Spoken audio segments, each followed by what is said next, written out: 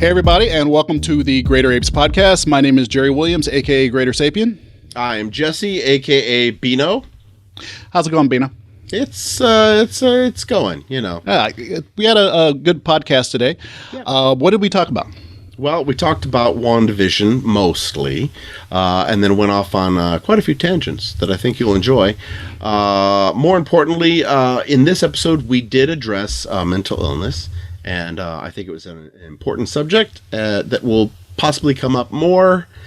So just so you know, that's what we talked about. This podcast is about us more than just a specific topic, and I think that is an important aspect of Bino's life, and I hope you agree. Yeah. With that being said, enjoy the podcast. Yeah, enjoy. But yeah, so Facebook jail, that was fun. And the thing is, they don't tell you, at least they didn't tell me why. I just had to, they're like, you violated, community standards or whatever. And then I looked and saw, like, the last thing I had posted was that. So, and I think you didn't get struck, but it's probably because you were just sharing what I had done. Yeah. But it was confirmed by a week later. It was literally like a week after I had posted it that I got out of jail. I'm like, okay, that confirms it. I wonder if they, I'm surprised they didn't, content not available. Yeah. And they didn't. And like I said, I was looking to try to find out exactly what I had done. It just said, you violated community standards. Okay. And that was for everything. And I couldn't post. I couldn't like on other people's stuff. So you could see stuff, you just couldn't interact. Mm-hmm. So I would hit like on something, and it would show up and disappear. It would go 2-1, 2-1. It would just go away. Oh, that reminds me, and it's that I don't know. There's something about it. So I'm broke, and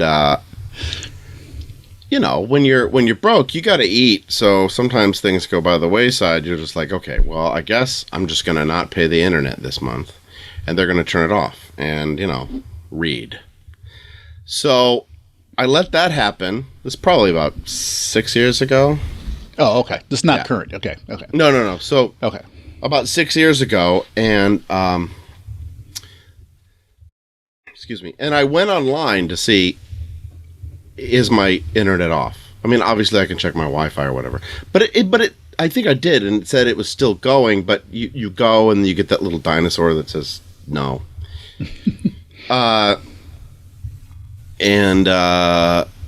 So I was like, okay, and I think I clicked on YouTube first, and YouTube came right up. And then I clicked on Facebook. Facebook came right up. And I didn't have internet, dude. But they somehow, and so I took advantage of this for months. They let you watch YouTube videos because they're going to get eyeballs. And they let you go on Facebook because they're going to get eyeballs. So I think like YouTube and Facebook or Google or whatever, like made a deal with them. All right, turn their shit off, but let them watch us. Because I had no internet for months, but I could go to YouTube and I could go to Facebook. And it seems weird to me that instead Google of search? I don't remember that one. Okay. Well, because I think Google came up as you're in the center. It's just your thing. Right. That came up. But any search that you did, it would lead to places that you couldn't access. Right. So, so that just makes me think that maybe, what they did with you, it's like they're picturing like the average Joe who's just like wants to be on Facebook no matter what. And you're in Facebook jail, but they let you watch. Because they need the eyeballs. It's not like they're going to throw eyeballs away. Do you know what I'm saying? Right. So you actually got to see the stuff that was on there. You just couldn't interact for a time. That's their punishment. So basically, this is the future, ladies and gentlemen. After that was the future. I would just go on every day and I would post, "I'm out of Facebook jail," and then I would click enter, and it wouldn't go through. And I'm like, okay, I'm not. And then I would just go on to something else. My first, yeah. And then eventually it was like, oh yeah. Right. Yeah, that was weird. That was So- because I wanted to share stuff, man. I mean, literally I was just promoting this thing here. I trying to stay away from Facebook as much as possible, except for like, hey, sharing some stuff. Here's us doing this, and remind people what we're doing. But, For some reason, I imagine I have a platform. I mean, I don't. I think the most thing that anybody's ever liked on my page was 75 people. I mean, that ain't chicken shit, but it's not like I'm a influencer. But my brain tells me, you got to put this online. You got to let your opinion be known, because. But that's the thing with Facebook, right? This is the 15 minutes of fame. I feel like people are listening to me, so I talk. right. That's what I do in real time. Oh yeah, and that's what we're doing right here with the 75 views we got on our last one. Did we? Yeah, so, I have no idea. Yeah, but so there's your 75 people or whatever. Right. Yeah. So there is something that I wanted to address. We were going to do this even last week, and it still went weird. So I wanted to. This may be just a little video that we put out as a separate thing, but there's something that's important to me.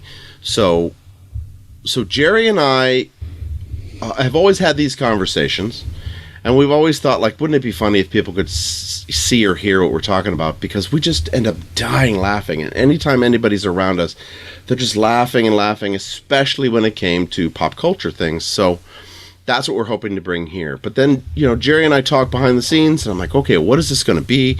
And he's like, dude, it's just us. It's just us. It's just us talking. That's the thing. Well, I said, well, what things are we going to bring in and out of this? And he says, I don't think anything should be left out. So there is a thing that's important to me, and that is my mental health. And I don't like to be secretive about it. And I think that Jerry has agreed that if it comes up, it comes up. So this is just going to be a little section to let you all know. I have major depressive disorder, and I have an anxiety panic disorder. And it kind of came into play the week prior to this video. We were going to do something right away, and something happened. It takes just a little bit of something, and the little bit of something is I felt on camera for a second, and then that gives me a little rush of adrenaline or something, and then that ends up cascading into a thing. And when I said on one of the videos, I said, I'm probably going to be dressed in the same thing in the same place, and you'll see it later because we're going to talk about this and this and this and that, and it never happened. And it's very concerning to me, but I wanted to share that with people, that this is something that I'm going to talk about. And I think it's important, and hashtag live out loud. All right. That's all I have to say about that. And I want to let that one sit there, and because I think it's important. I'm not going to try to interject an interpretation of it, because I think you established that pretty well. I think you did. Good. Yeah. Hey, good. But we will try to continue these conversations. We'll just try not to tell you to expect something, and then. Yeah, no. It's just going to be part of the subject, and it's something that it's more emotional than I think what people are expecting. But it's hard to have a mental illness and feel alone, and so that's why I live out loud. And some people are saying, "Oh, dude, don't do that," and I understand it makes people feel uncomfortable.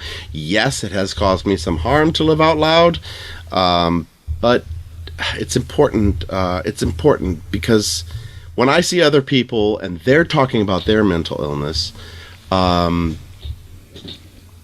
feel better, because I feel like, okay, right? Like, obviously I know it's not just me, but you feel like it is.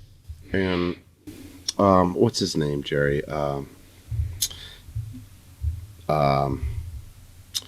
Brian, not your average black man. Oh, yeah. Brian Copeland. like, I follow him on a lot of stuff. Plus, he's a local guy, so. But it's nice to hear him talk about his depression. It makes me feel better, and I think I was inspired by that to do so in my personal life and on my social medias. So there you go.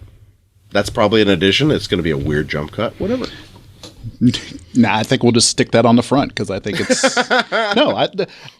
not as a humor aspect of the thing, but it's just that's where we are right now. I mean, this is how the conversation goes, and I think if I try to kind of pastiche this together and try to stick it on the end, it's like, well, you know what, that's going to literally that informs the rest of this conversation as we go forward. I mean, that's your state informs how we interact and how it ebbs and flows. And so I think if we were to take that out and stick it someplace else outside of the context of this conversation, it would be artificial. And my point is, I don't want to stick a whole lot of structure on this in terms of what this podcast is about, because I think that'll make it harder and more work for us to actually do it, as opposed to it just being us.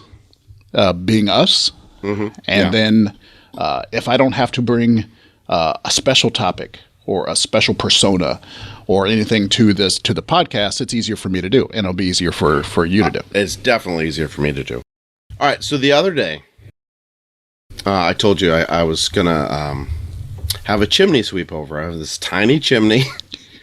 Sorry, I just started. You said you're going to have a chimney sweep over, which is I just picture this like Mary Poppins, like right? Dick Van Dyke He's coming in. Hey, Governor. Hey, Governor. I actually hoped he said that. I thought in my head but and the company. I'm not going to mention the company because it's a little bit weird. But I thought maybe that would be a thing. You know what I mean? Like a themed thing. I'd have felt really bad for the guy, but I was hoping for it. That if they showed up and they're like, "Good day, Governor," and then just go. Just to get it out of the way. Just to get it out of the way. Like when he brought out the brush, because before he didn't have the brush. I mean, it was this little thing. And I was all, and it was long, I was like, And then when because he was doing all this inspection and stuff, because this is a duplex, there's someone above me, they have a fireplace. So we had to figure out, okay, right? And I said, it's blocked. It was blocked on purpose, and he's trying to figure it out. But when he brought out that other brush, I was like, yeah, that's the one. I felt like such an idiot. But I don't stop myself. I don't think he appreciated it. He was a really nice guy. Yeah. Yeah, I want to say right off the bat, the guy was really nice, very helpful. Very helpful. And here's the story. I have this very steep driveway. It's behind this big, weird gate, right? That doesn't quite open all the way. And the gardener that my landlord hires, he backs down his truck. And he goes all the way. And I'm always like, oh, don't. Because it's so narrow. It's like your driveway, right? But it's broken. Like broken. And yours is steeper. And mine is way... It's a little bit steeper. Yeah, I think it is. I've walked down that thing, yeah. Yeah, I think you're right. It is. So, anyways, this guy... he calls me. He's like, I'm outside of the gate. I'm like, okay, cool. That's what everybody says. I'm outside of the gate. What he meant was his car was outside of the gate. He was in where my upstairs neighbor parks. And so I opened the gate because I thought he would get out, and he started to drive forward. And I go, oh. And then as he comes forward, he opens his door. I said, you need to be here because you have big... He pulls right in front of my front door's right there. He pulls right in front. I said, you need to be here because you have equipment and stuff? And he's like, yeah.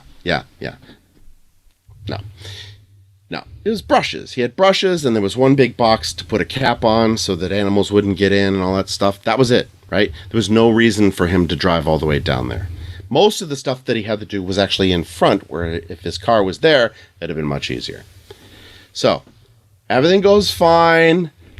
He cleans it out, and then he gets into his vehicle, which is like a brand new RAV4.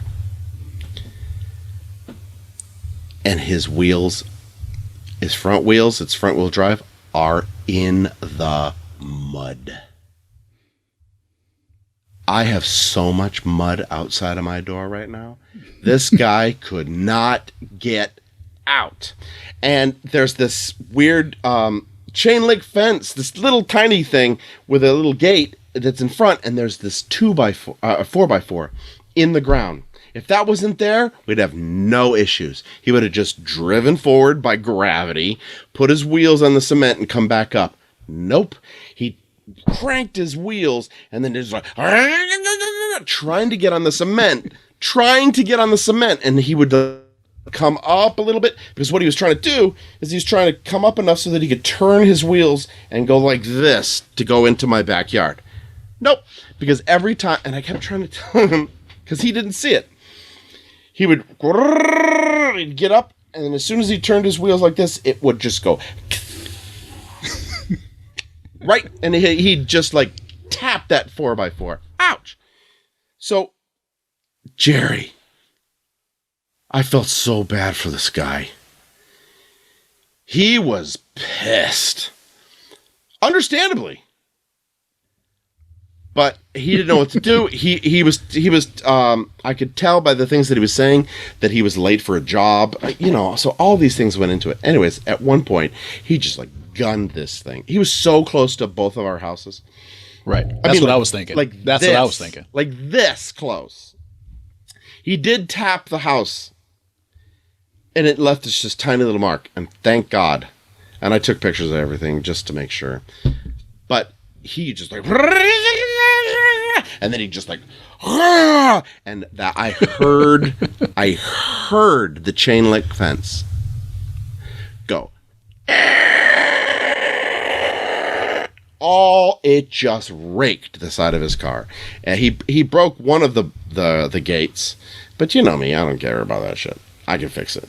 So, but I just felt so bad. And then he like finally gets up and he's taking pictures of his car, and I'm in the back taking pictures. Oh, by the way, he got his wheels on the cement, and then he comes back, and the gate that doesn't close all the way is he bumped right into it. So I said, hold on, because I'm trying to be helpful. I am actually trying to push this vehicle at some points. I'm putting lumber underneath the wheels. I'm doing all these things trying to help this fool. And so I jumped to the other side of his car. I'm thinking, dude, you shouldn't be here. Right? There were so many times I thought, your body should not be where it is in relationship to this uncontrollable car. But I did it because I'm helpful. So I grab the gate and I'm pull it back like this, and he guns it, and his mirror just like smashes my hand right between it and the gate. Aha! I mean, and I was like, ugh. He finally came over once he got up. He's like, "You're okay?" And I was like, "Yeah, it's all moving, so whatever." I'm so chill when it comes. So I know I shouldn't be sometimes, but I just don't have time for that. So he gets up there, and his car is just like caked with mud, and he checks on me. He says, "We'll be in touch." And he gets in his car and he guns it. I mean, he is so pissed that I hear him like peeling out and all this mud flying everywhere. It was just horrifying. Just horrifying. And that's my story, ladies and gentlemen. That's my story. Understand, I'm enjoying this on a few different levels. Because there's the video podcast level, which is watching you tell the story, which is just, I love watching people can turn it off and just watch him tell the story. Just don't even listen to it. Just watch. Actually, oh my God. And then there's the audio part of it. Then if you take away that and just listen to the audio part where it's just, and it was all just the radio play that was going on. So yeah, I'm a puppeteer. I've always loved sound effects. Before I even knew I was going to be a puppeteer, I had such weird ADHD as a child. I couldn't do anything without putting a sound effect to it. I mean, me loading the dishwasher sounded like a fucking construction site. And I meant it to. And my mom, will you please just do it? Quietly, please. I mean, but I'd be like,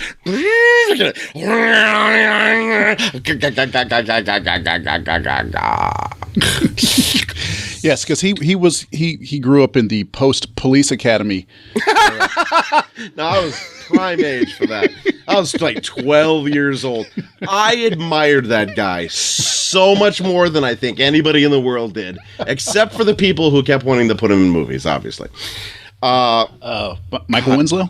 Michael Winslow. Michael Winslow. That guy is so funny. I mean, it's a one-trick pony, but I love that. I've seen him work with musicians. You know, doing improvisational music with musicians and things like that. Just doing vocal. You know, not like the.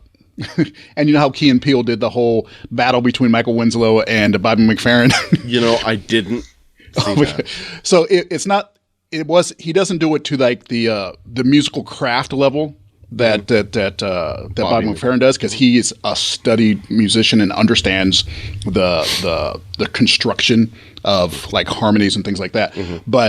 But just in terms of like improvisational jazz like work, or just being like a rock fan and knowing how good guitar riffs go. Right. He did a really good job. Yeah. So he would, he's you gotta look it up. He's done some pretty good stuff. He's actually he's actually much more than Mr. Mouth Noises. But yeah, so there was Key and Peele, which was like the Battle of Mouth Noises or something like that. Well, and I agree that he's more talented at that, but I'm talking about that one-trick pony. Oh, yeah, that one-trick, yeah. They made him do every movie. All right, we're contractually, you're going to have to do a guitar, and then we got to have a helicopter. Definitely do the police on a headset. And the little robot. Yeah. Exactly. But yeah, so Key and Peele had him, and it was Winslow and Bobby McFerrin like on a tour. It was like the Mouth Noises tour or something stupid. And but they were like mortal enemies because they were like both within like the same craft. Right. And it was pretty funny. You know, as I'm doing this, I'm taking it wasn't so bad. I'm taking notes. I'm telling myself to what you're asking me to, you know, like, you should look it up. So I'm writing notes. I looked down for a second. I was like, that's not good visually. So I started to just write. And I just started writing, and I was just like, cryptic ransom note. Yeah, it actually turned out pretty good. Oh, okay. Yeah, I'm pretty psyched. So now I know I can do that. Okay, so we're nearly we're 20 minutes, half hour into this thing. Welcome. Actually, since we're going to chop it up a little, we're probably 15, 20 minutes in. Do we want to get into our main topic, which is WandaVision? Yes. Now last week, we both agreed that it wasn't a good enough chunk of stuff. No. And though it was a tasty morsel, it just wasn't like, you know, enough to satisfy, before going to bed. You get up and you end up having a midnight snack because that was good, but I still need. But I need a little bit more. Right. A bit more. How did you feel about this one? I felt the same, but for different. It was definitely tastier, right? There was a way more. I mean, let's just go with this analogy. Let's just go for it. There was way more flavor. There was some, it was just like this was California cuisine. And by the way, ladies and gentlemen, if you're watching and you're not from California, and California cuisine, these little small bits and so on and so forth, I've been to restaurants. They're making fun of it when they put this little tiny thing. Sometimes they'll do that. It's the best food you've ever put in your mouth, ladies and gentlemen. It really is. So this was sort of like a California cuisine. I saw you try to bring me back on track there. That was hilarious. I came back on my own. So, this was like the California cuisine or something. There was thought, there was effort. You could see, what weird flavors, but they totally work together. So I felt that way still, but dear Lord, was that a good episode? Yeah, and I think I'm with you. And my reason for it not being enough is unlike last time, where it was just like there just wasn't. They didn't progress far enough. I liked where they were going, but they didn't give me enough. This one, they gave me enough that I really wanted more. Yes. As opposed to they didn't give me enough. It's like, no, it was actually a decently stuffed episode, but I was like, I want the next episode now. I want the next episode. I was more anticipatory. Yeah. Yep. Yeah. And when I looked, it's more of a positive in this case. Yeah, because like the feeling that I had is like I thought, and I was like, oh, yeah, that was really cool. Oh, I can't wait. Oh, I can't wait. Why can't it be now? Why can't it be now? And we're spoiled because we have binge watching opportunities, and I understand why they're doing this, but I really wish they wouldn't. I really wish that they would just drop them all. Honestly, but you know how people are. They'll get it, and then they'll watch it, and then they'll drop it. They'll get it for a month. They'll binge watch it, and they'll drop it. This one at least spreads over 2 pay cycles. Right? Yeah, I guess. Yeah, it does. Okay, so then my other thought was like, then the episode ends, and you see, the Disney screen has the episode and all the menu items and so on and so forth, and you just see 4 episodes, and my brain just said, I almost wish I had held off until this. You know Sometimes. what I mean? Yeah, but get a nice 2-hour chunk to chew on. And I'll do that with some shows. I'll wait, for a few episodes. I think that I did that with Lovecraft Country and got bigger chunks out of it. Mm-hmm. But I'm just too much of a nerd for this. There was no way I was going to be able to. No way. I had to see this. I was hungry. Yeah. Yeah, it's been a while since we've been in the MCU. It's been a while. Yeah. And this was, remember, how we often talk about sometimes, movies, I don't care what their plot is. I just want to be in that universe again. Right. This is similar, but different in that I just can't believe how much thought they put into this. It's so delightful. I'm so grateful. I really am. And I know you are too, and some of you out there are too, because we're nerds and we want this stuff. We've always wanted this stuff, and they kept screwing it up. Right. Yeah, and there's in this case, I think there's an appreciation or respect for the fan base, because it would be very easy, like you were saying. Some people just want to be in that universe. Yeah. Right? So it would be very easy for them to slap some stuff together just to allow us to be in that universe, whether or not it was good. It's like, they're going to come.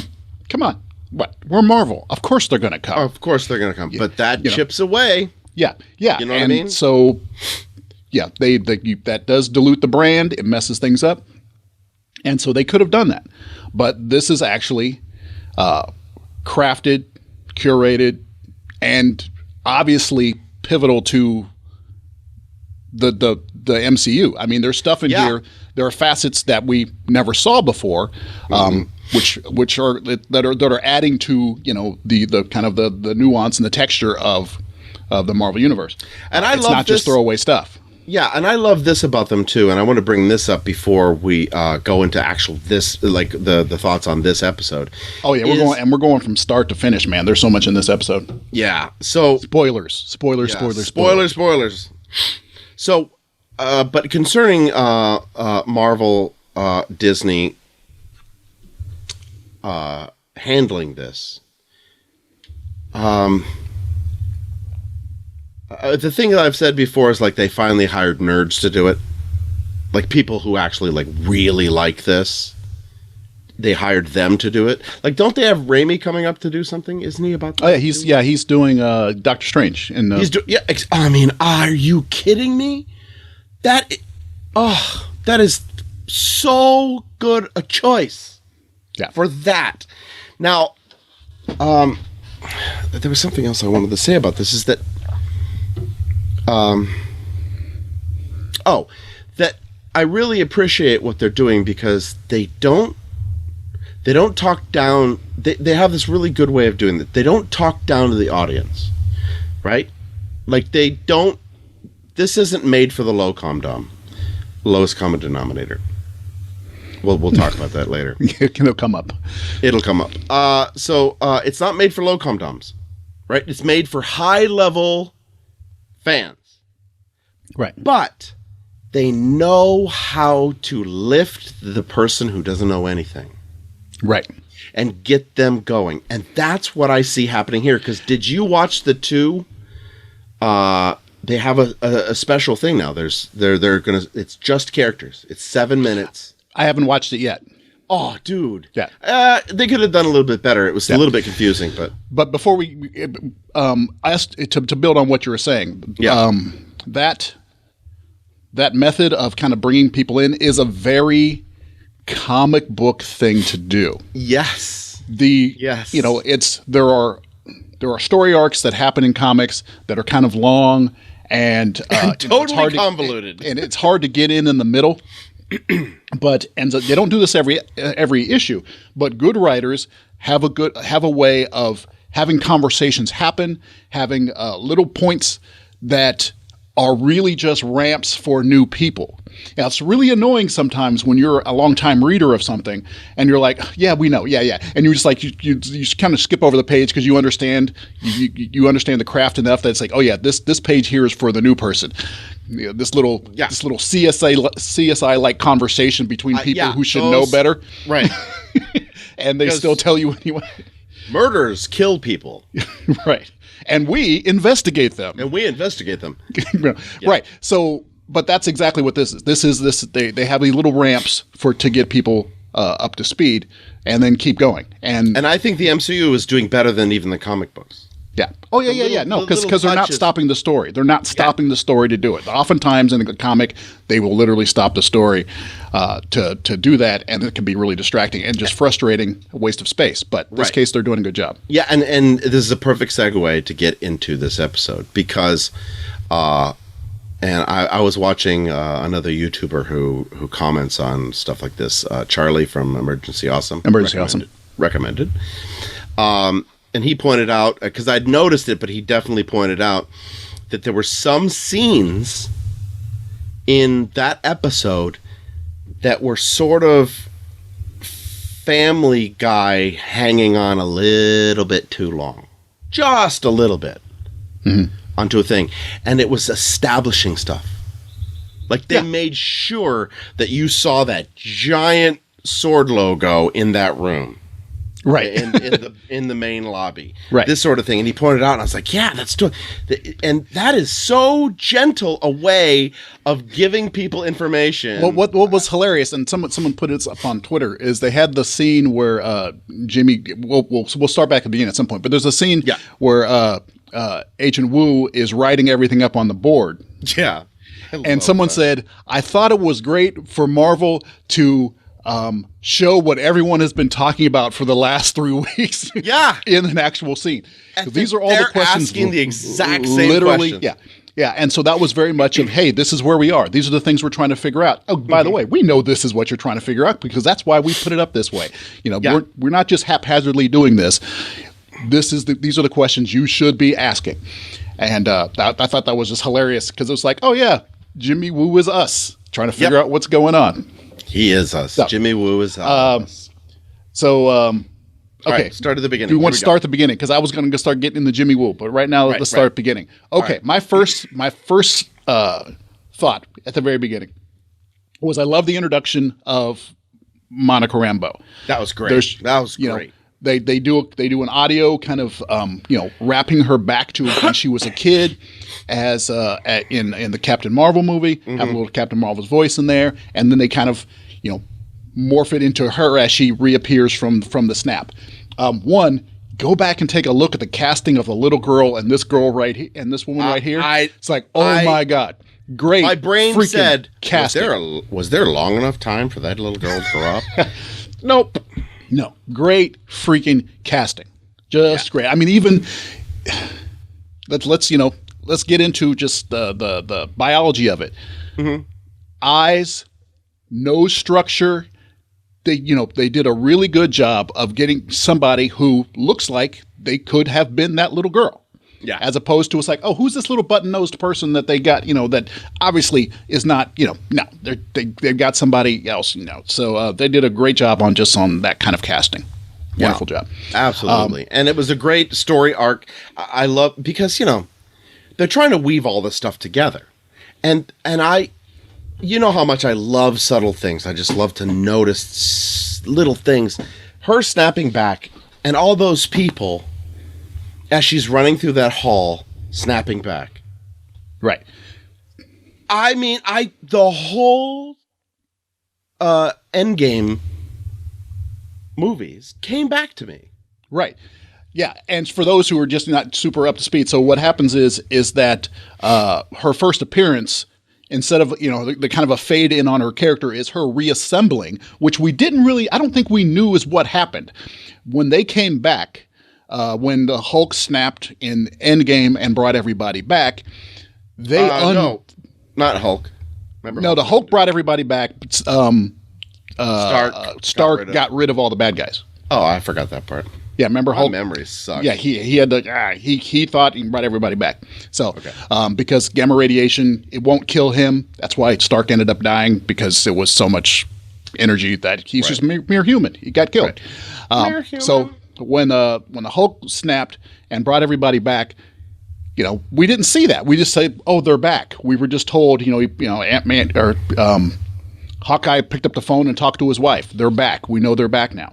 But they undusted. Yeah, that was so cool. They reassembled from their nothingness.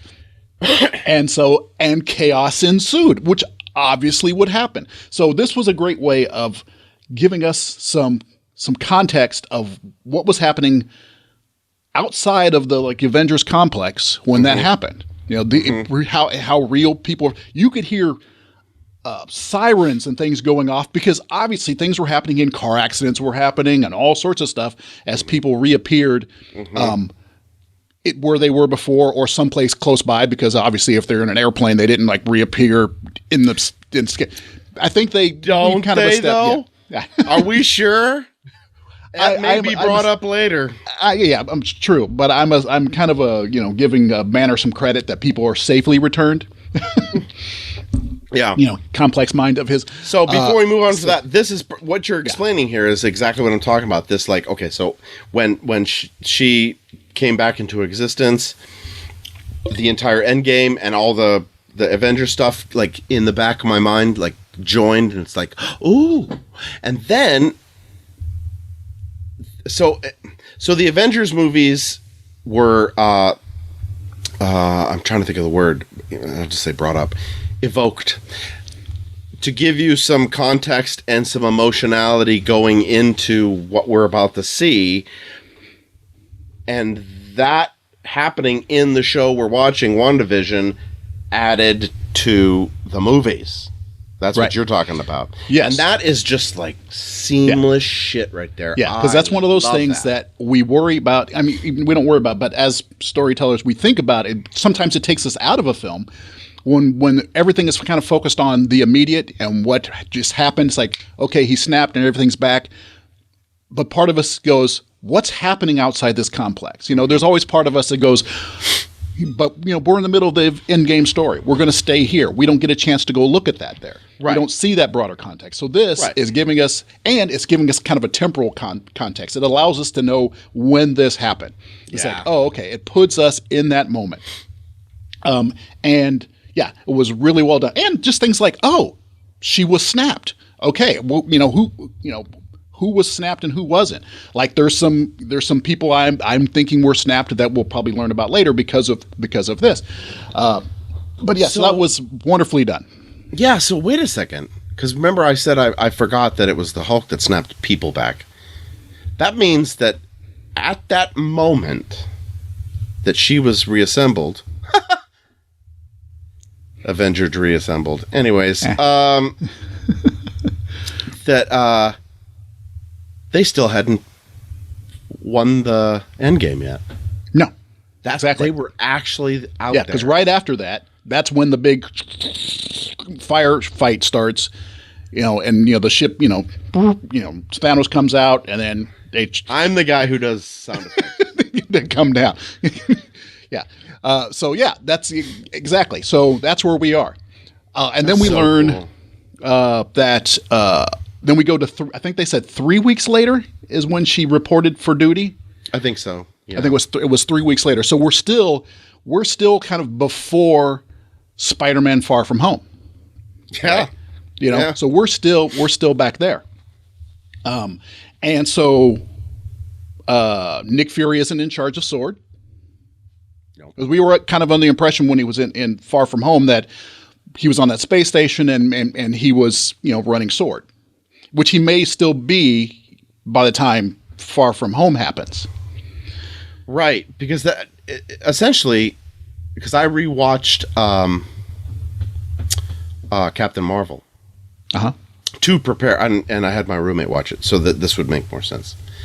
And I forgot like how close he got with some of the Skrulls. Right, and so it didn't occur to me until I saw that movie again, and then saw some reviews and some catch up things that he's on a Skrull ship. It's not a shield. It's not a shield ship. It's probably not a sword ship. It's sword. Yeah, it's most likely a Skrull based thing. So, but everyone's always been kind of in this mode of like Nick Fury and S.W.O.R.D. and maybe this is the beginning of S.W.O.R.D. or whatever. Right. But obviously there's someone else who's in charge of S.W.O.R.D. It formed before, secretly sometime, or during the snap, during that gap. It might have been going on like clandestinely for a very long time. It was beforehand. Because remember, Monica had worked for S.W.O.R.D. before she snapped out. That's true. Yeah, that's absolutely right. And that her mother, the way it sounded to me was that her mother, Maria, like what they did was they said that Nick Fury does S.H.I.E.L.D. and Maria Rambeau has done S.W.O.R.D. Well, yeah, they made that decision after the events of Captain and they Marvel. kind of paralleled her with who's Captain America's girlfriend back from way back in the day, played by Haley Atwell. Yeah. Anyway, I'm blanking on her name all of a sudden. Anyway, Captain America's girlfriend, who helped establish S.H.I.E.L.D. She established S.H.I.E.L.D. Captain America or Captain Marvel? Captain America's girlfriend back in the old. Yeah, she established S.H.I.E.L.D. Agent Carter, Peggy Carter.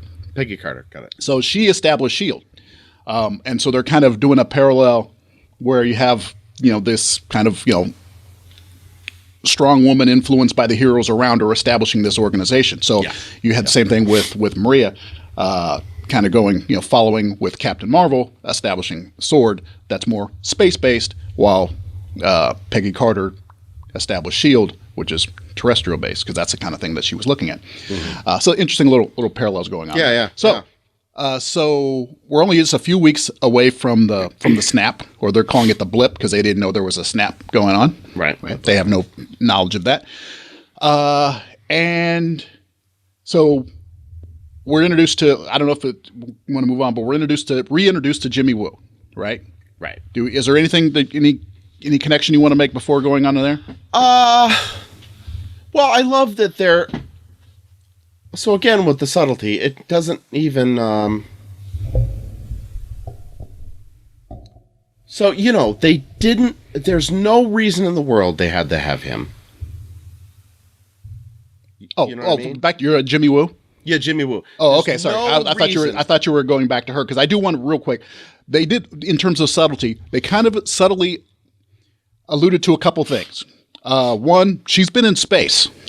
She's been in space. So she's a bit of a badass because usually drones are checking her. So she's, she was like, need to chaperone a drone. So usually the drones are chaperoning me. So she's a field person who's usually out doing some shit.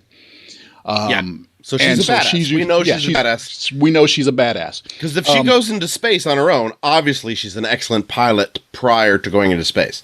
So she took her mother's mantle in that way. She followed that. Yeah. Another thing they hinted at, I don't know if this is, again, they throw a bunch of stuff out there, when he said that she said, "How's the astronaut program coming?" And he said that not good, or I can't remember. Probably he remarked on said it, not good. Yeah, not good, and that they started focusing on AI and robotics and things like that. So I'm thinking, oh, since they're focusing on AI and robotics and not doing manned mission stuff, well, that's kind of a reason for Reed Richards to be trying to do stuff on his own. Yep, and going off into space. Yep. Right. So then you have, foundations for maybe the Fantastic Four. For the Fantastic Four's origins happened in that 5, and it's something that came up in Spider-Man Far From Home when he came back to New York. There was a new building that was going to be coming up in downtown New York, and it was like this countdown of 1, 2, 3, 4 of where it was going to be. I love that. So it's like, okay, so during that gap of the blip. Okay, maybe this is where the origin of the Fantastic Four comes up because people are getting afraid of space stuff.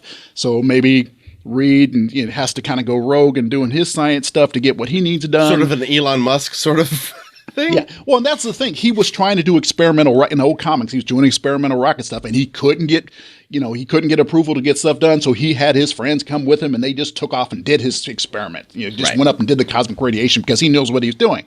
Right. So I just think it's a shame. Yeah, on a side, I think it's a shame that they have to actually do the Fantastic Four origin again. It's just like there's so many things. Like, we know, everybody, we know. Not as many people know about the Fantastic Four origin as they know Spider-Man, though. But because it was done so poorly. Done 3 times. It was done so poorly that so few people saw it. Yeah. Unlike Spider-Man, who's had success, and Spider-Man, so everybody knows Spider-Man. Right. There's like, I got bit. It's like doing a Superman movie and starting from that point. It's like, yeah. Okay, can we just do some flashbacks and move on? He's here. Do some flashbacks. Right. All right. So so there's just a couple of things in the whole sword conversation. A lot of stuff was thrown together there about, like I said, the space program and what she's done and this and that. So I thought it was great, but it was quick. Yeah. Here's my aside that I was going to say, because before we move on, this is essential right here, is Jimmy Woo and who is... I saw that. Jimmy Woo and who is the doctor from... Darcy. So this is what I'm saying about like the thought processes that go into some of these things. There's absolutely no reason that either of those characters had to be cast. It's not essential. You needed somebody to discover the broadcast ways. You needed an authority figure who's trying to figure this stuff out. Right. That's it. You could have cast anybody. You could have created new characters. But what they did is they look into this thing and they go, okay, wait, hold on a second. There's more to this. What more? And they go and they pull these tiny little threads. Right. And then they connect them and they let it weave itself. And I think that is so good. And these little threads also, they allow for, like I said, this is like the texture in the tapestry. Let's get all romantic about the MCU, but the tapestry that is the universe that's the MCU. Mm-hmm. You grab Jimmy Woo, who was a tertiary character, in Ant-Man and Ant-Man 2. Okay. Mm-hmm. But they allow some character growth with him. Mm-hmm. His introduction was awesome. When you were going to see Ant-Man recently, right? Did you go rewatch them again? Not yet. Okay. Not yet. Do you remember Ant-Man 2? Oh, yeah. Yeah. What was he trying to do in Ant-Man 2? He was trying to figure out the freaking card trick. That was so amazing to me. I thought that I laughed out loud. Yeah. I went back to make sure I saw it. I was like, did he just...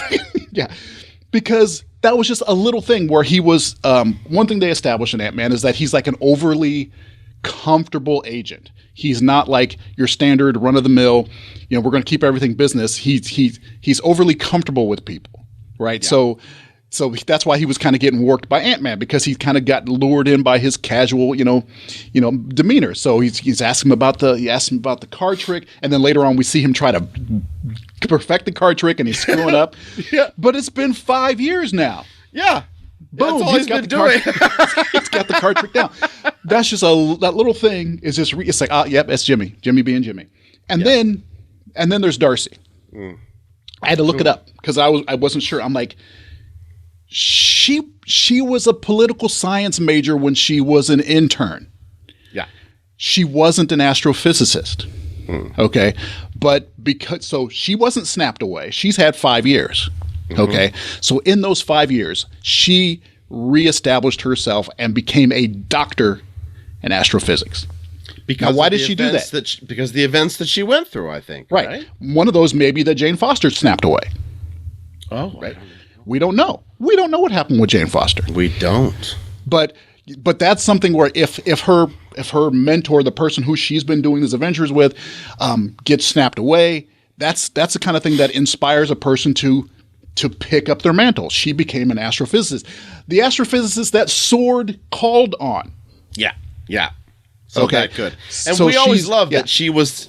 I mean, that's part of what the joy of her character was, is that here she is, this young woman who's kind of freewheeling and so on and so forth. Right. But she was always in the background and getting the answers. Do you know what I mean? Right. Yeah. She was so observant here. She doesn't seem like she's listening, but she's actually picking things up. And like super genius level stuff. Right. Right. Right. And that's why I'm not surprised at all that she's an astrophysicist. Because so that's a thread that they pulled on and then allowed that. There's story there that was. I just told you her story. They didn't tell me that story, but by putting her there, they've established a story for her just by her existence there. Right. These things that I'm not saying that's exactly what happened, but you can easily see the growth that she's had because just the fact that she's now an astrophysicist. So that's just great character, quick character development too. She's still who she was. She's still a little smart ass or whatever, and Jimmy's still a little too casual.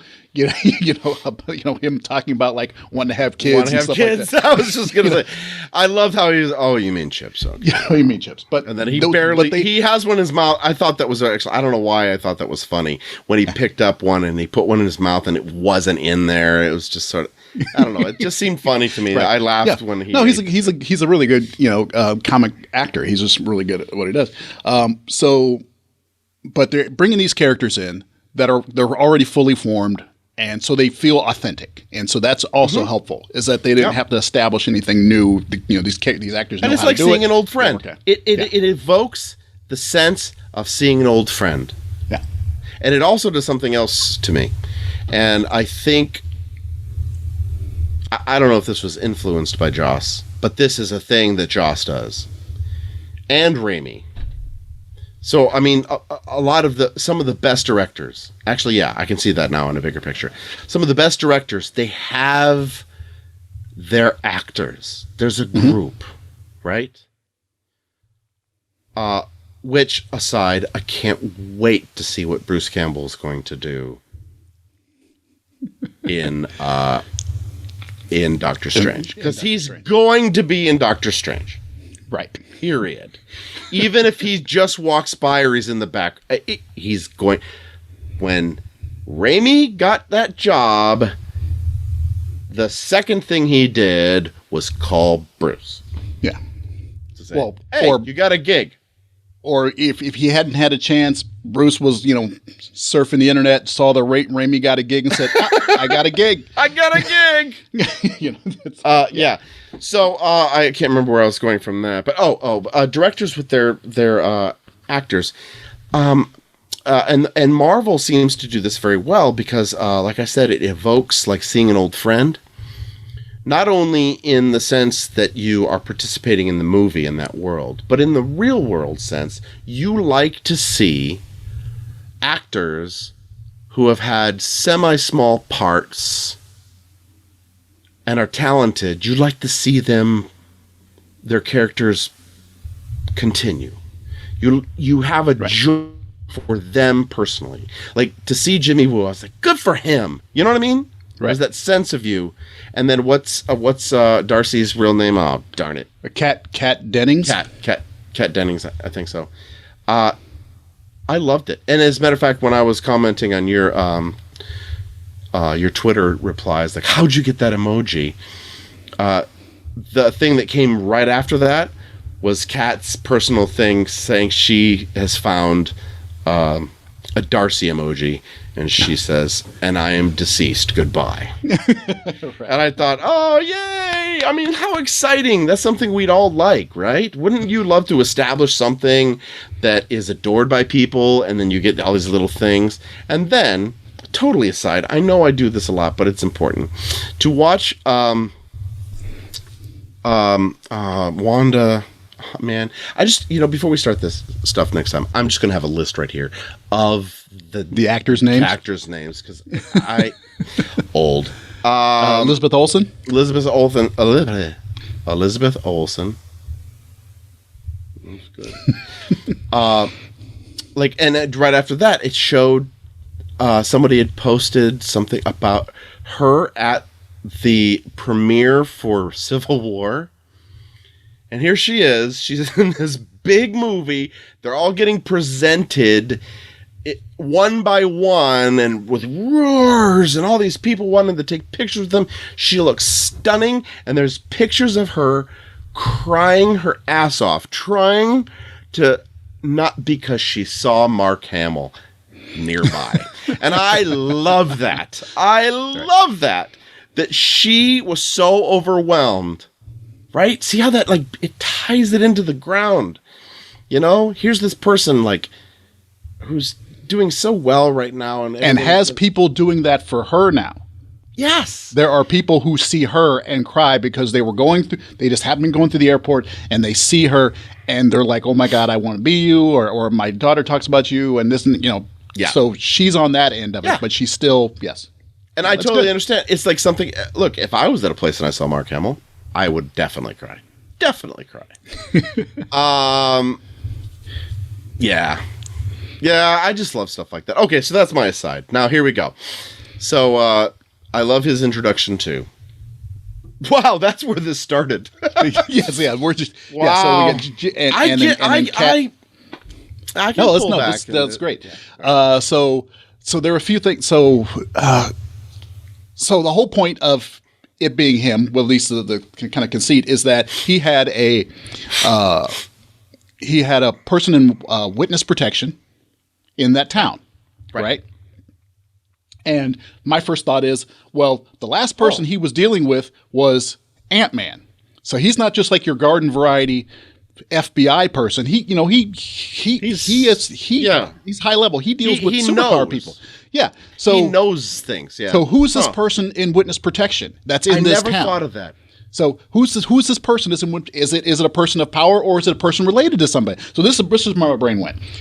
Okay. One, there's a person in witness protection in this town. Wanda happens to go to that town for some reason. Is it because she found out about this person who's in witness protection? Which would be Agatha. That would be the only person that I can think of right away. No, it's not Agatha. We know it's not Agatha because we saw her on the screen and Jimmy saw her on the screen and said nothing. And he said that his witness Jimmy was a saw her man. on the screen. Right. Witness. Okay, yeah. That's right. His witness is a man. He's like, no one has seen or heard of him. No one's even heard of him. So we know it's a man. One, they were looking at all the characters on the screen, and none of them were his witness because he would have said something. Was there anybody missing from somebody that we have been introduced to? Well, the only person that we've been introduced to that was not shown is Agnes's husband, Ralph. Ralph. And we've never seen Ralph. We've never seen Ralph. He's never been on camera. And Jimmy did not see him. Right? So that's what I'm wondering. I'm like, okay, is Agatha's husband? But he also didn't recognize Agnes, but that doesn't mean they're actually husband and wife in real life. They could have just been in the show, in the new show. So my thought is, okay, is Agatha's husband the person who was his witness? And if so, what is the relationship between that person and Wanda? Is it that she went to this town and found out about this witness, or did they discover this witness and that caused the psychotic break that caused this thing to happen? Because this episode really, truly kind of established that Wanda has snapped. Oh, yeah. It's all Wanda. We know that now. I mean, there could have been a push. I agree. Yeah, there could have been a push. Here's the thing with that. I see where you're going with this. But it's also been established now that there are, what, a couple thousand people in this town? 3,800 and something. Yeah. So we know that there are way more people than what we're just seeing. This isn't, because in my brain, when I first saw this, I'm thinking like a neighborhood block. That's all I got. Right. But now I see that it's a small town. I get it. But the only thing with that theory that you have is that she drove into that town after she set it up. That's what we saw in the first episode. Her driving into that town. But we don't. But yeah, we don't know how much of that stuff is real. How much of that kind of those frameworks of the. Yeah. But do you think that they would? Yeah. You think that they're interested in hiding this witness protection program person, hiding them in plain sight, like you're saying with Ralph? Or do you think it could literally just be someone we haven't been introduced to yet? I don't know if they. I would think it's probably someone we haven't seen yet. Okay. Yeah, and it could be no connection whatsoever. But that's just where my brain. I'm like, right. We haven't. Because I was waiting. Because they also didn't say, but they also did not say who Agnes was. Yeah, they didn't. She was. She didn't have. They didn't. She did not have. She. Yeah, they. They went through all sorts of people. So that's one thing I was wondering. Right when Monica showed up on screen and she dropped her. She dropped her noodles, whatever. My first thought was like, okay, they're establishing who all these characters are, who they are in real life. The one person they haven't gotten to yet is Agnes. And then she went, at the screen. I'm like, oh, okay, maybe we're going to learn who Agnes is, and that's going to be important. Oh, no, right. Okay. Nope. It wasn't. She saw Monica. So we still don't know that. So there's still a big question mark, which I think is great on Agnes. It still gives her opportunity to be, these speculated characters. And I think so. This is the thing that's curious to me because I've done some research. I never got to read House of M or anything the surrounding things. I get some of it because I've done some of my little pokey research. Mm-hmm. And here's something that I found or that I do find strange about Agatha. We know it's Agatha now. In the first episode, everyone was like, "Oh, this could probably be." It's definitely Agatha, right? That's been established. No, it really has because they even on the Marvel sites, she shows up if you put in Agatha Harkness. Well, yeah, but that just means people are doing the search. Yeah, I can't remember. There was something, but it's pretty solid. I mean, the like the amulet and things like that. Yeah. are pretty good, but we don't know for certain. You have to leave room for them just fucking with us. Okay, so if she is Agatha, here's the question that I have. Agatha is hella old. Hundreds. In the comics, yes. Yeah. Like hundreds of years old. And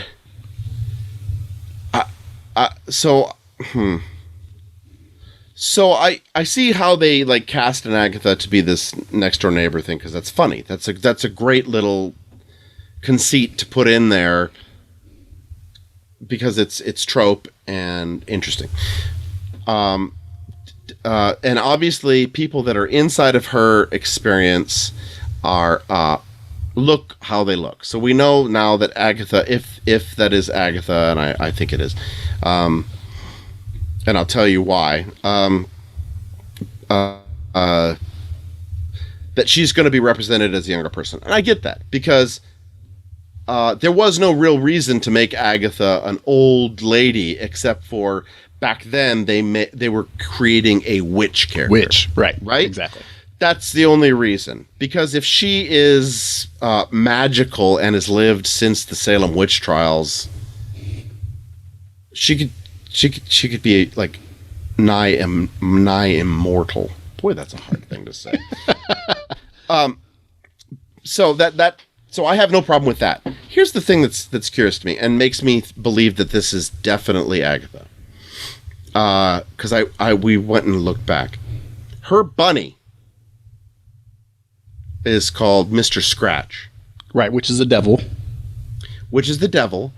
But in the comic books, her son is Scratch. What? Well, I mean, because, yeah. So they do things, yeah. But if you bring up a name like that, Right. that means that Bunny Rabbit is her son changed, right? Or yeah. Remember, this is not the comics, so they're going to do whatever they're going to do. They're going to do whatever they're going to do, but they're going to do whatever they're going to do. But to bring up a name like that, who is so consequential to hers and Wanda's story, right? He really screws with them in the comic books. Her son. Right. So yeah. So it's got to be why an intentional name the drop. bunny that? Just as a reference, like a or touch? or a call to her true origin, but not actually have a person that it relates to. You know. Okay. So it's just like an homage sort of thing. Yeah. Like Well, yeah. I mean, come on. They had a drone that said S-57 on it, and I'm just enough of a comics geek and just enough a certain kind of geek to go, an S-57 is a Sikorsky helicopter. Sikorsky was the name of an alien being that hung out with Cyclops' dad when he was a space traveler. Because that's how much, But I'm like, and he was this alien being who looked like a helicopter. He looked kind of like a dragonfly helicopter. And so, since Cyclops' dad was a human who had been taken by aliens, kind of like Star-Lord, in the book, they called themselves Starjammers. Since this alien looked like a helicopter, he nicknamed him Sikorsky. And so he's just a little alien that looks like a helicopter. And so I looked at it, I'm like, oh, they just dropped a Sikorsky reference. The little helicopter dude. But that doesn't mean they're going to bring Sikorsky into the show. Right. Yeah. All right. So it's like an homage. It's like an homage. Right. But what a strange one, because... No, but yeah, I think that is probably more than homage. It's an homage, but it's in terms of like more like drilling in on the character, not necessarily related to the character of the son, but the character of the witch. Yeah, because if Agatha, I keep calling her Agatha because I'm Agnes.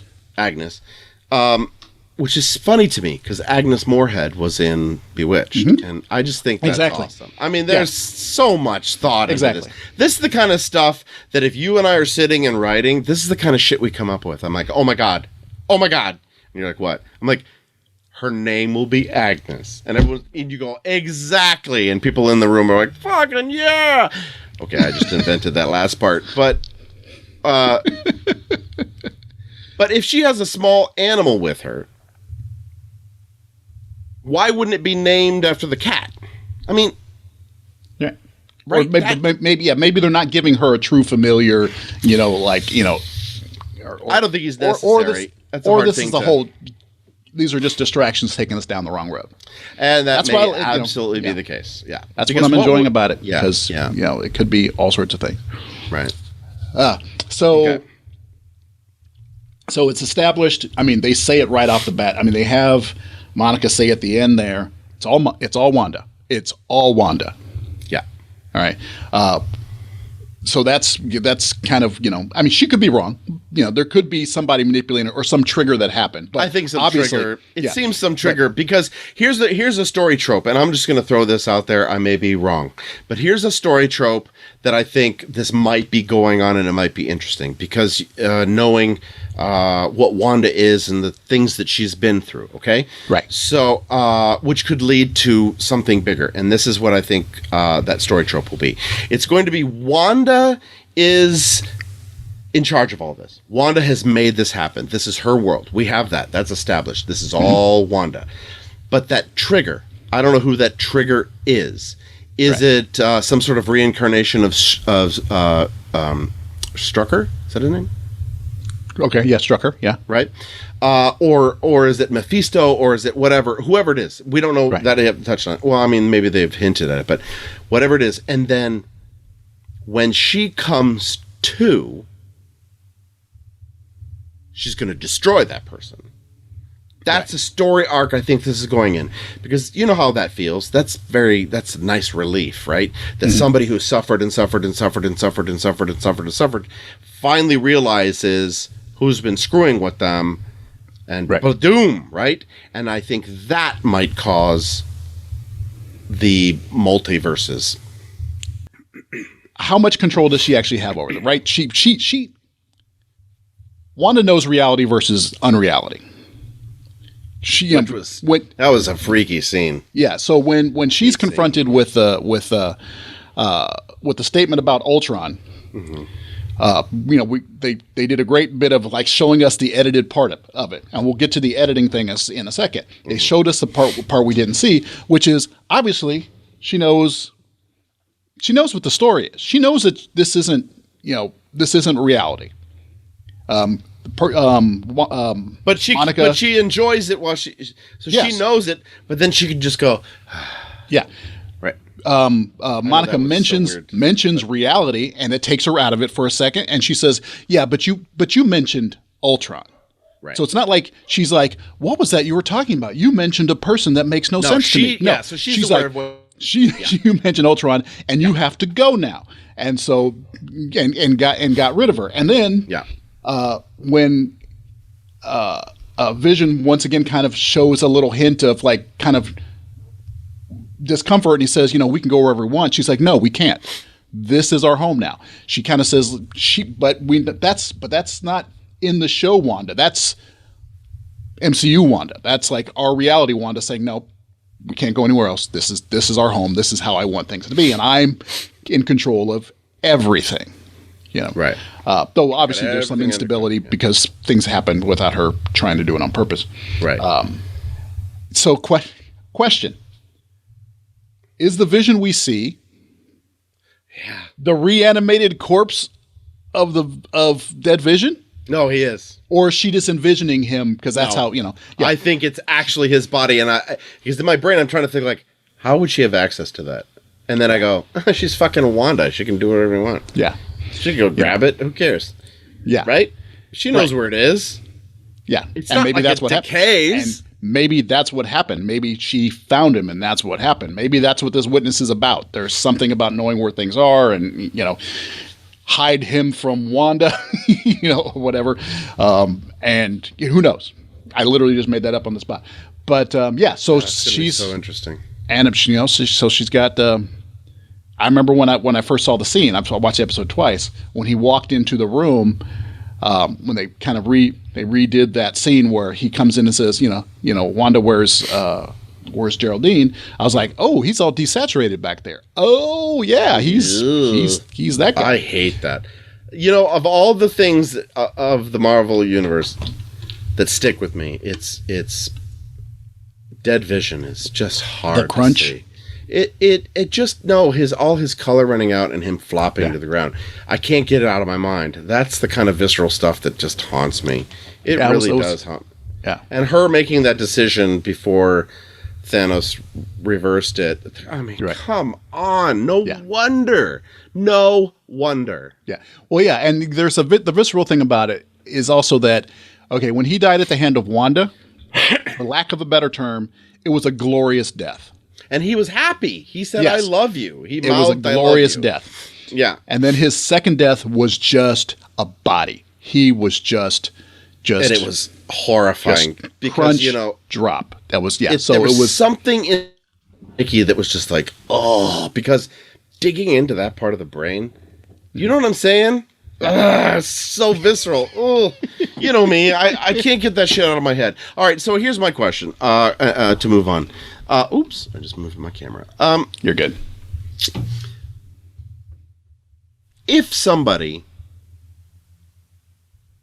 you could choose somebody who is an established Marvel character to have instigated this, what would be your best guess, or maybe your two best guesses? Mephisto works.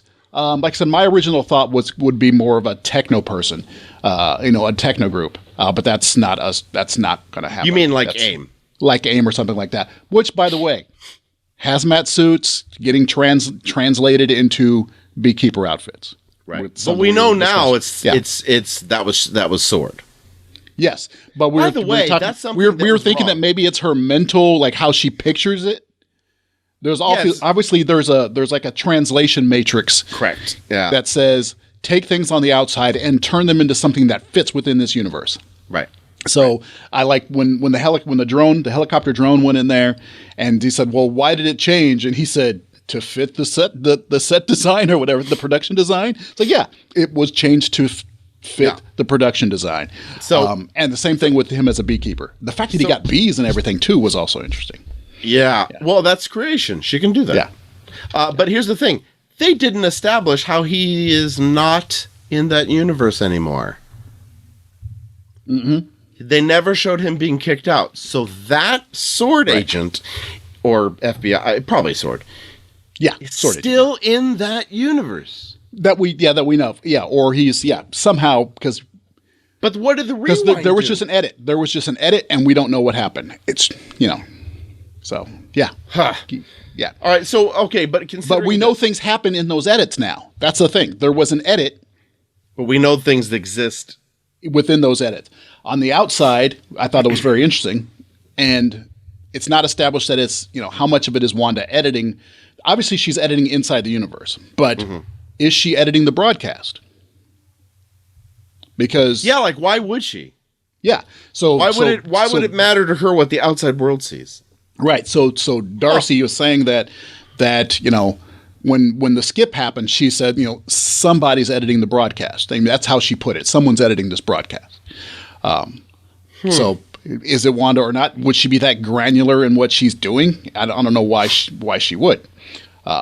Is the broadcast even her? Is it the broadcast somebody broadcasting to try to get out of this universe by letting people know what's happening in here? That was an interesting thing too that Charlie pointed out was in the background you can see messages.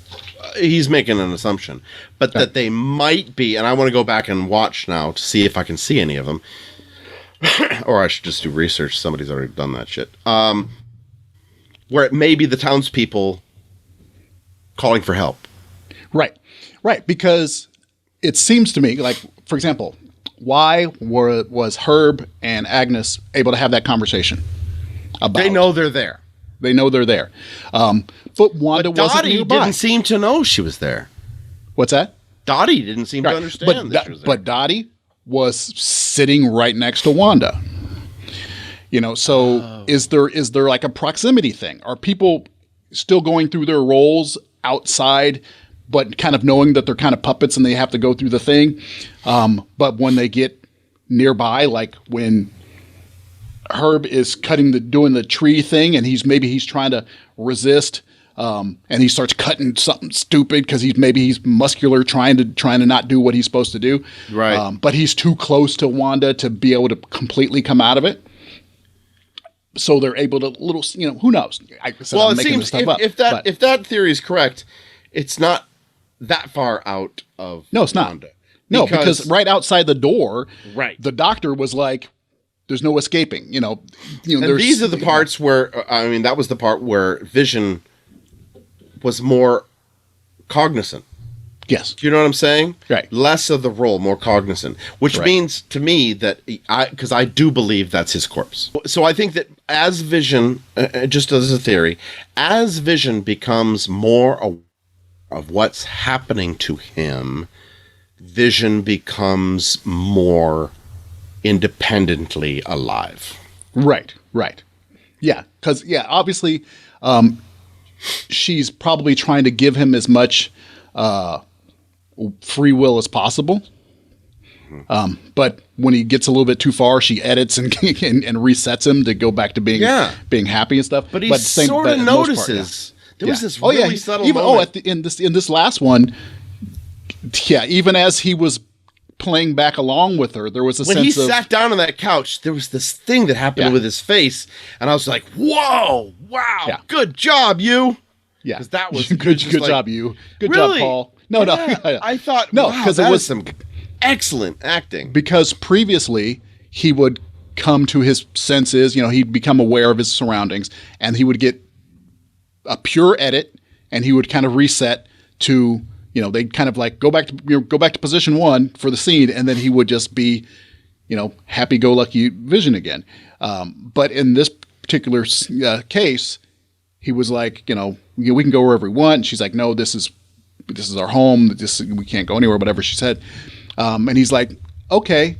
And as she walked away, his face kind of went away, and then he brought it back up to go approach her. And then once they sat down again, he kind of went back into that uncomfortable spot of a spouse who is being made to sit in front of the camera while her husband confesses to his extramarital affairs, but they got to put up the he had that kind of look of on his face of just like, oh, he's dying inside a little bit. He's dying inside a little bit. Yeah, so I now have a new theory because of this. Because my brain just reported to me that that there are changes. Yeah. I was like,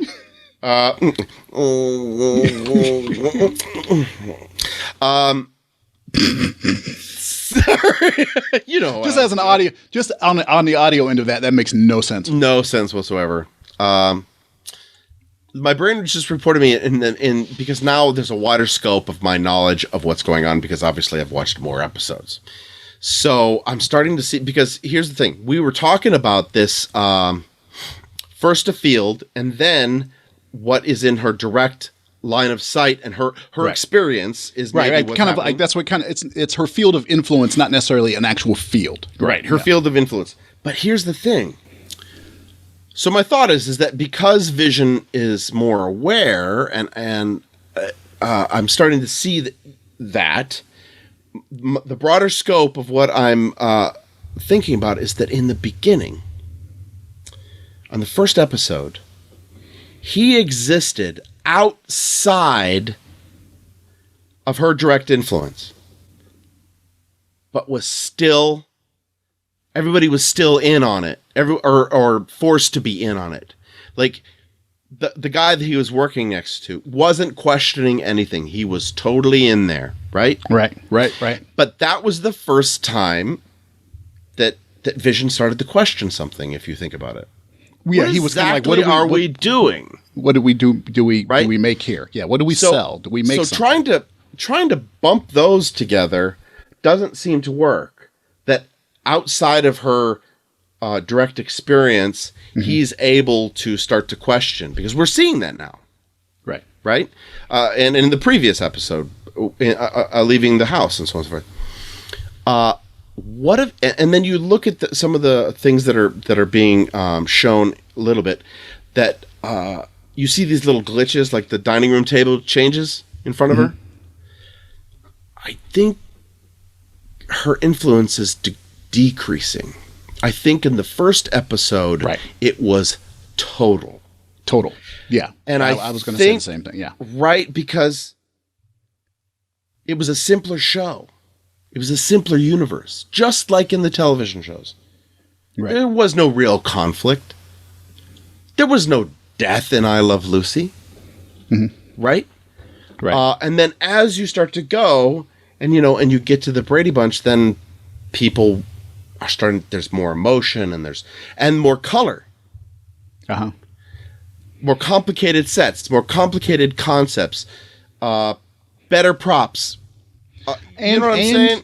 And there's probably more resistance from people that are being influenced.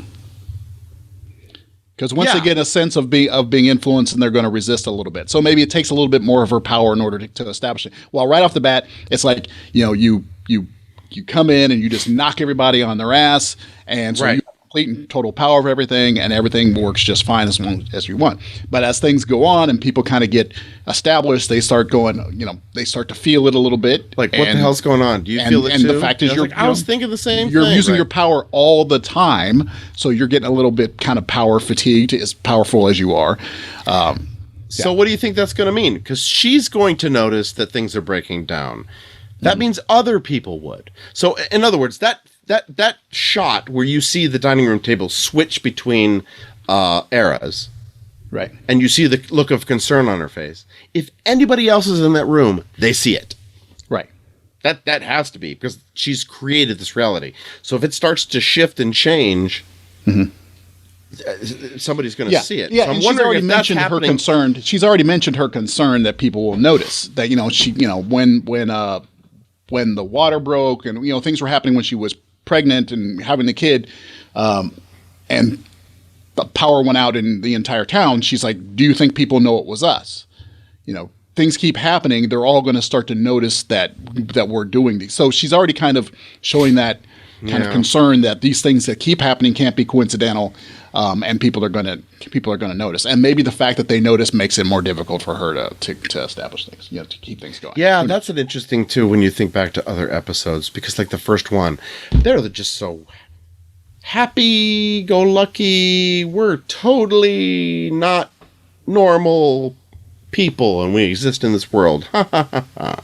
Oh yeah, it wasn't until something incredibly stressful happened, which was Mr. Hart choking. Yeah. That anything broke. Well, no. It was when they asked where you're from. Where'd you come from, and how long have you been married? You know, until how long have you been they married, got kind of put on the spot. Both of them. It was almost flawless. Everyone was just going along. It was a flawless show. Just a straight sitcom. Everyone's playing their role. It wasn't until then when they had to come up with, you know, when they were kind of put on the spot, and then the choking happened, and the Mrs. Hart got in that freaking loop of, right. You know, what was she saying again? Stop it. Because she was saying, So Herb, stop it. She was telling Herb to stop choking at first, right? She was like, oh, Herb, stop it. And then she was kind of looking at Wanda kind of going, stop it. Like where she was like, you're doing this to us. So she was starting to become maybe more aware there. Right. Yeah.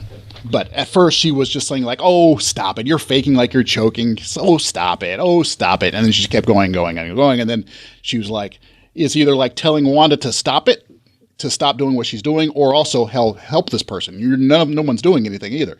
And then once that was taken care of, everybody went back to normal.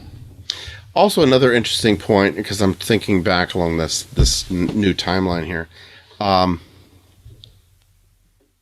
When Wanda's water broke,